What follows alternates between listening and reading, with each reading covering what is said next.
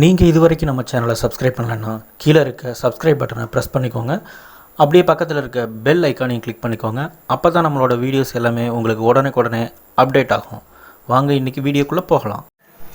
Hello friends, இன்றைக்கி நம்ம என்ன செய்ய போகிறோம் அப்படின்னு பார்த்தீங்கன்னா, காளான் கிரேவி எப்படி செய்கிறது அப்படின்னு பார்க்க போகிறோம். இது வந்து பார்த்திங்க அப்படின்னா வளர்ப்பு காளான், பட்டன் காளான் அப்படின்னு சொல்லுவாங்க, தெரியுதுங்களா? இந்த பட்டன் காளானை வந்து வாங்கி நான் ரெண்டாக சுத்தம் பண்ணிவிட்டு ரெண்டாக கட் பண்ணி வச்சுருக்கேன். கட் பண்ணி கொஞ்சம் நேரம் ஆச்சு அப்படிங்கிறதுனால ஒரு மாதிரி கருப்படிச்ச மாதிரி போயிடுச்சு. ஆனால் அதுக்கு முன்னாடி வந்து நல்லா ஃப்ரெஷ்ஷாக ஒயிட் கலரில் இருந்துச்சு. இதில் பார்த்திங்க அப்படின்னா விட்டமின் டி வந்து ரொம்பவே அதிகமாக இருக்குது. இதை வந்து குழந்தைங்களுக்கு செஞ்சு கொடுங்க. இது வந்து நேச்சுரலாக வளரக்கூடிய ஒன்று தான். அதனால் வந்து ரொம்ப சத்துக்கள் வந்து ரொம்பவே அதிகமாக இருக்குது. இதுக்கு தேவையான பொருட்கள் என்னென்னு பார்ப்போம் வாங்க.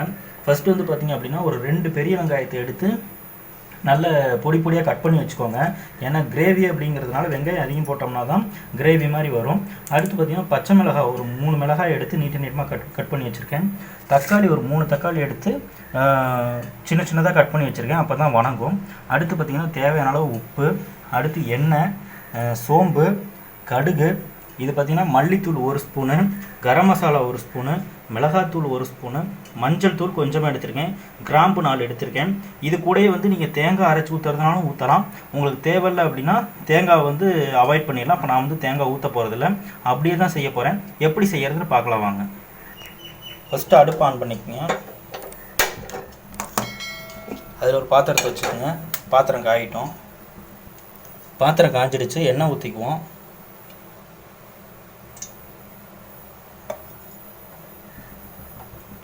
இப்போ எண்ணெய் காய்ஞ்சிடுச்சு. கொஞ்சமாக கடுகு போட்டுக்குங்க.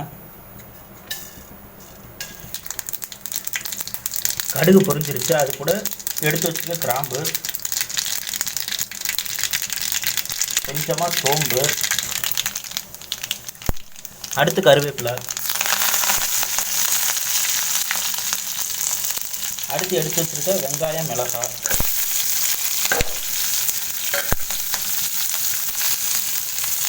அடுத்து தேவையான அளவு உப்பு,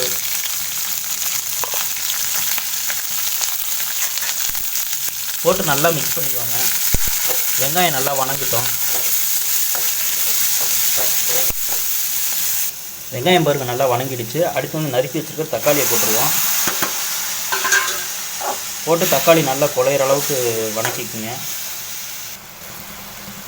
இப்போ பாருங்கள் வெங்காயம் தக்காளியெல்லாம் நல்லா வணங்கிடுச்சு, குழஞ்சி வணங்கிடுச்சு, தெரியுங்களா?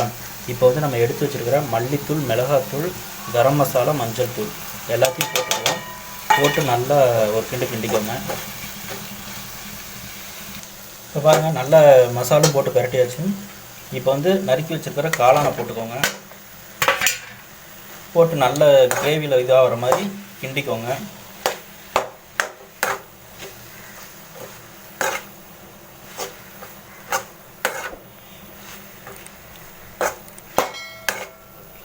ஃபுல்லாக எல்லாத்துலேயும் மசாலா படுற மாதிரி இது பண்ணிவிட்டு இப்போ வந்து தண்ணி ஊற்றிக்கோங்க.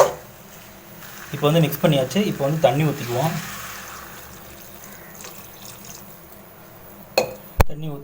தண்ணி வந்து இது காளான் வேக ரொம்ப நேரம் ஆகாது.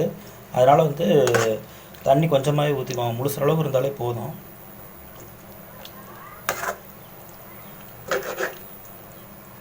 இப்போ ஒரு 10 நிமிஷம் வேகட்டும். எப்படி இருக்குன்னு பார்ப்போம். பாருங்கள் ஃப்ரெண்ட்ஸ், இப்போ வந்து கிரேவி நல்லா அருமையாக ரெடி ஆகிடுச்சு. காளான்லாம் பாருங்கள் எப்படி சுருங்கி வந்துடுச்சு, தெரியுங்களா? நல்லா பெருசாக போட்டோம். காளான்லாம் வந்து நல்ல சுருங்கி வந்துடுச்சு.